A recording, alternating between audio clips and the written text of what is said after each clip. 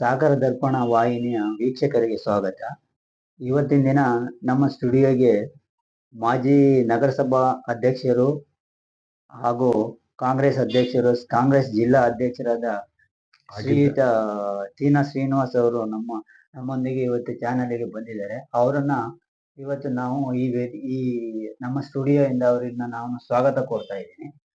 ಹಾಗೂ ಇವತ್ತು ಅವರೊಂದಿಗೆ ಅವರು ಹಿಂದೆ ಏನೇನ್ ಮಾಡಿದ್ರು ಸಮಾಜಕ್ಕೆ, ಹಾಗೆ ಮತ್ತೆ ಇವತ್ತಿನ ವ್ಯವಸ್ಥೆ ಬಗ್ಗೆ ಅವರೊಂದಿಗೆ ಕೆಲವು ಮಾಹಿತಿಗಳನ್ನ ಹಂಚ್ಕೊಳ್ಳೋಣ. 21 ವರ್ಷ ನಗರಸಭಾ ಸದಸ್ಯರಾಗಿ ಯಾವ ರೀತಿ ಕೆಲಸ ಮಾಡಿದ್ರೆ, ಹಾಗೂ ಅವಾಗ ನೀವೇನ್ ಕೆಲಸ ಮಾಡ್ತಾ ಇದ್ರಿ, ಅವತ್ತಿನ ಆಡಳಿತ ವ್ಯವಸ್ಥೆಗೂ ಇವತ್ತಿನ ಆಡಳಿತ ವ್ಯವಸ್ಥೆಗೂ ಏನು ವ್ಯತ್ಯಾಸ ಇದೆ ಸರ್? ನಾನು 1986ರಲ್ಲಿ ಸಾಗರ ಪುರಸಭೆಯ ಸದಸ್ಯರಾಗಿ ಆಯ್ಕೆಯಾಗಿದ್ದೆ. ಆಗ ವಾರ್ಡ್ ಅಂತ ಹೇಳಿ ವಿಂಗಡಣೆ ಮಾಡಿರ್ಲಿಲ್ಲ, ಡಿವಿಷನ್ ಅಂತ ಇತ್ತು. ಸಾಗರ 5 ಡಿವಿಷನ್ ಆಗಿ ಪರಿವರ್ತನೆ ಆಗಿತ್ತು. 5 ಡಿವಿಷನ್ ಅಲ್ಲಿ ಒಂದೊಂದು ಡಿವಿಷನ್ ಅಲ್ಲಿ 5 ದಿನ ಆಯ್ಕೆ ಬರತಕ್ಕಂಥದ್ದು. ಒಂದು ಡಿವಿಷನ್ ಅಲ್ಲಿ 4 ಆಗಿ ಒಟ್ಟು 19 ಜನ ಸದಸ್ಯರು ಮೊದಲಿದ್ರು. ಆ ಸಂದರ್ಭದಲ್ಲಿ ನಾವು ಚುನಾವಣೆಗೆ ನಿಲ್ಲಕ್ಕಿಂತ ಮುಂಚೆ ಸಾಗರದಲ್ಲಿ ಯುವಜನ ವೇದಿಕೆ ಅಂತ ನಾವು ಯುವಕರೆಲ್ಲ ಒಂದು ಸಂಘಟನೆ ಮಾಡ್ಕೊಂಡಿದ್ವಿ. ಆಮೇಲೆ ಪೊಲೀಸ್ ದೌರ್ಜನ್ಯ ಬಹಳ ನಡೀತಿತ್ತು ಅವಾಗ ಊರಲ್ಲಿ.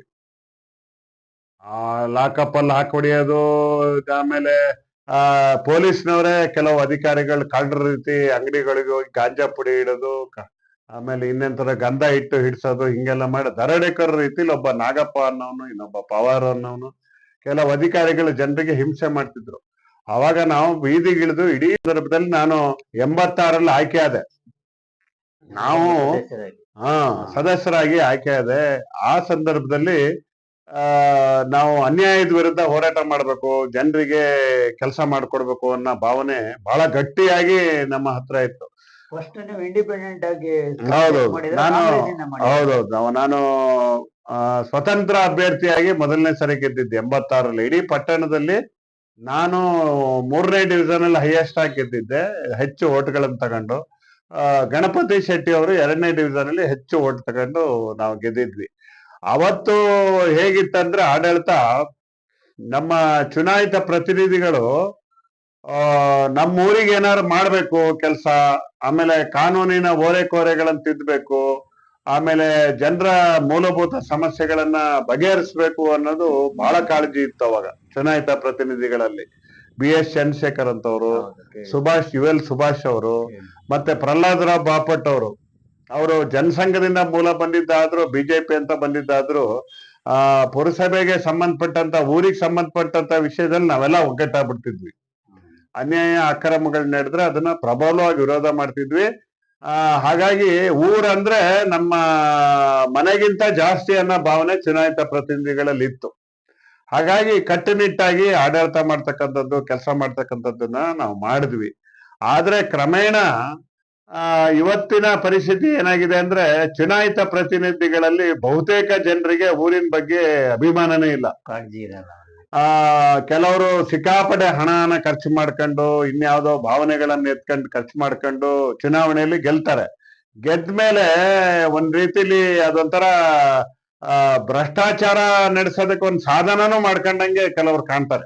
ಹಾಗಾಗಿ ಜೊತೆಗೆ ಅಧಿಕಾರಿಗಳನ್ನು ಭ್ರಷ್ಟರು ಮಾಡ್ತಾರೆ, ಅಧಿಕಾರಿಗಳು ಇವ್ರನ್ನ ಭ್ರಷ್ಟರು ಮಾಡ್ತಾರೆ. ಹೀಗಾಗಿ ಅವತ್ತು ಊರಲ್ಲಿ ತುಂಬಾ ಉತ್ತಮವಾದಂತ ಆಡಳಿತ ಇತ್ತು. ಈ ಊರಲ್ಲಿ BS ಚಂದ್ರಶೇಖರ್ ಆಗಿದ್ರು, ಹಿಂದೆ ಮೃತ್ಯುಂಜಯ ಬಾಪಟ್ ಅಂತ ಒಬ್ರಾಗಿದ್ರು, ಆಮೇಲೆ ಶಿವಲಿಂಗಪ್ಪ ಅಂತ ಹೇಳಿ ಒಬ್ರು ಅಧ್ಯಕ್ಷರಾಗಿದ್ರು, ಮಾರ್ಕೆಟ್ ರಸ್ತೆಯವರು. ಬಹಳ ಇತಿಹಾಸ ಇದೆ ಊರಿಗೆ.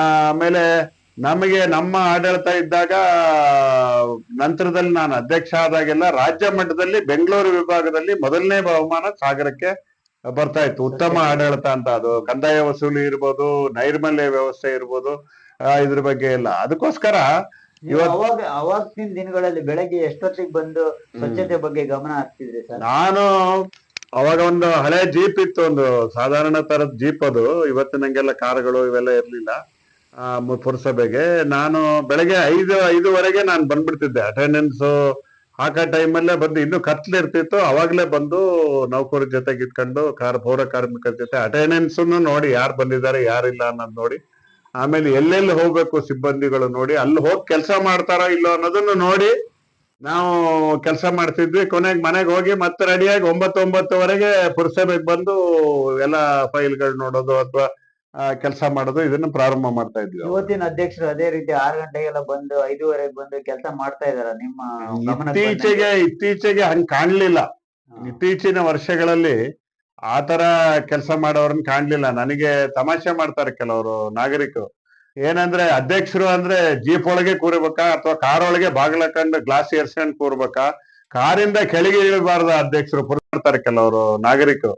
ಏನಂದ್ರೆ ಅಧ್ಯಕ್ಷರು ಅಂದ್ರೆ ಜೀಪ್ ಒಳಗೆ ಕೂರ್ಬೇಕಾ ಅಥವಾ ಕಾರ್ ಒಳಗೆ ಬಾಗಿಲ ಹಾಕೊಂಡು ಗ್ಲಾಸ್ ಏರ್ಸ್ಕೊಂಡ್ ಕೂರ್ಬೇಕಾ, ಕಾರಿಂದ ಕೆಳಗೆ ಇಳಬಾರ್ದ ಅಧ್ಯಕ್ಷರು, ಪುರಸಭೆ ರಸ್ತೆಯಲ್ಲಿ ಓಡಾಡಬಾರ್ದ ಅಂತ ಕೇಳ್ತಾರೆ ನನಗೆ.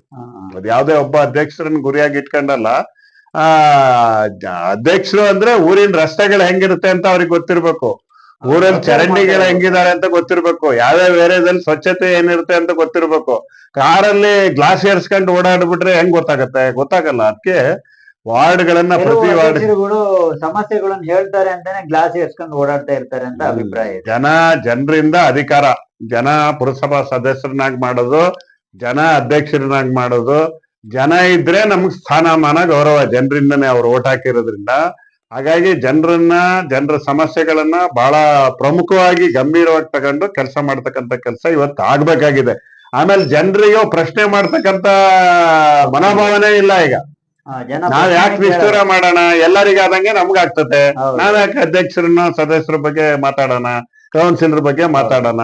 ದುಡ್ಡು ಕೇಳಿದ್ರೆ ಕೆಲವ್ರು ಕೆಲ್ಸಕ್ಕೆ ಬರ್ತಾರೆ ನಗರಸಭೆಯಲ್ಲಿ, ಅವರು ನಮ್ದು ಅರ್ಜೆಂಟ್ ಮಾಡ್ಕೊಡ್ರಿ ಅಂತಾರೆ. ಹಿಂದ್ ಕೊಟ್ಟವ್ರದ್ದು ಯಾರ್ದು ಕೇಳಲ್ಲ ಅವ್ರು. ಹಿಂದ್ ಕೊಟ್ಟವ್ರದ್ದು ಆದ್ಮೇಲೆ ನಮ್ಗ್ ಕೊಡಿ ಅಂತ ಯಾರು ಕೇಳಲ್ಲ. ಅವತ್ ಅರ್ಜೆಂಟಿಗೆ ಕೆಲವ್ರು ದುಡ್ಡು ಕೊಡೋದು ಒಂದು ಸಂಸ್ಕೃತಿ ಮಾಡ್ಕೊಬಿಟ್ಟಿದ್ದಾರೆ. ಲಂಚ ಕೊಡೋದು ಒಂದು ಸಂಸ್ಕೃತಿ ಮಾಡ್ಕೊಬಿಟ್ಟಿದ್ದಾರೆ. ಪ್ರಶ್ನೆ ಮಾಡೋದು, ಆಡಳಿತ ಚೆನ್ನಾಗಿರ್ಬೇಕು. ಕೌನ್ಸಿಲರ್ಗಳು ಅವರೇ ಫೈಲ್ ಇಟ್ಕೊಂಡು ಓಡಾಡ್ತಾ ಇರ್ತಾರಲ್ಲ ಇತ್ತೀಚಿನ ನಗರಸಭೆಯಲ್ಲಿ. ಫೈಲ್ ಇಟ್ಕೊಂಡು ಓಡಾಡ್ತಾರೆ.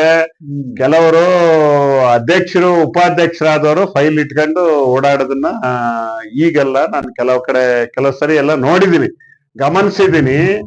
ನಾನು 4 ವರ್ಷ ಅಧ್ಯಕ್ಷರಾಗಿದ್ದಾಗ ಒಮ್ಮೆನೂ ನಾನು ಕಮಿಷನರ್ ಚೇಂಬರ್ಗೆ ನಾನು ಹೋಗಿರ್ಲಿಲ್ಲ, ಕಮಿಷನರ್ನೇ ಕರೆಸ್ತಿದ್ದೆ. ಪುರಸಭೆ ಅಧ್ಯಕ್ಷರು ಅಂದ್ರೆ ಅವನೇ ಚೀಫು. ಹೌದೌದು. ನಮ್ಮ 60-70 ಸಾವಿರ ಇವತ್ತೇನ್ ಜನಸಂಖ್ಯೆ ಇದೆಯಲ್ಲ, ಅದಕ್ಕೆ ಮೊದಲನೇ ಜನಪ್ರತಿನಿಧಿ ಅವನು ಫಸ್ಟ್ ಸಿಟಿಜನ್ ಅವರು. ಆಮೇಲೆ ಸ್ಥಳೀಯ ಸರ್ಕಾರ ಇದು. ಪುರಸಭೆ ಅಥವಾ ನಗರಸಭೆ, ಪಟ್ಟಣ ಪಂಚಾಯತಿ ಅಂದ್ರೆ, ಗ್ರಾಮ ಪಂಚಾಯತಿ ಅಂದ್ರೆ ಸ್ಥಳೀಯ ಸರ್ಕಾರ, ಲೋಕಲ್ ಸೆಲ್ಫ್ ಗವರ್ಮೆಂಟ್ ಅಂತಾರೆ ಇಂಗ್ಲಿಷ್ ಅಲ್ಲಿ. ಇಲ್ಲಿ ಹೆಂಗ್ ಚೀಫ್ ಮಿನಿಸ್ಟರ್ ಇರ್ತಾನೆ ರಾಜ್ಯದಲ್ಲಿ, ಇಲ್ಲಿ ಪುರಸಭೆ ಅಧ್ಯಕ್ಷನೇ ಚೀಫ್ ಮಿನಿಸ್ಟರ್ ಇದ್ದಂಗೆ, ಉಪಾಧ್ಯಕ್ಷ ಇದ್ರೆ ಅವನು ಉಪಮುಖ್ಯಮಂತ್ರಿ ಇದ್ದಂಗೆ. ಆತರ ಗತ್ತನ್ನ, ಗಾಂಭೀರ್ಯವನ್ನ ಕೆಲಸ ಮಾಡೋದ್ರಲ್ಲಿ ಇಟ್ಕೋಬೇಕು. ಆ ಗಾಂಭೀರ್ಯ ಗತ್ತನ್ನ ಕೆಲಸ ಮಾಡೋದಕ್ಕೆ ನಾವು ಆಯುಧವಾಗಿ ಬಳಸ್ಬೇಕು. ಆ ಗೌರವನ ಇಟ್ಕೊಳ್ದೆ ಇವ್ರು ನೀವ್ ಹೇಳ್ದಂಗೆ ಪುಸ್ತಕ ತಗೊಂಡು ಓಡಾಡ್ತಾರೆ ಅಂದ್ರೆ ಆ ಸ್ಥಾನಕ್ಕೆ ಇರಕ್ಕ ಅವ್ರು ಅರ್ಹರಲ್ಲ.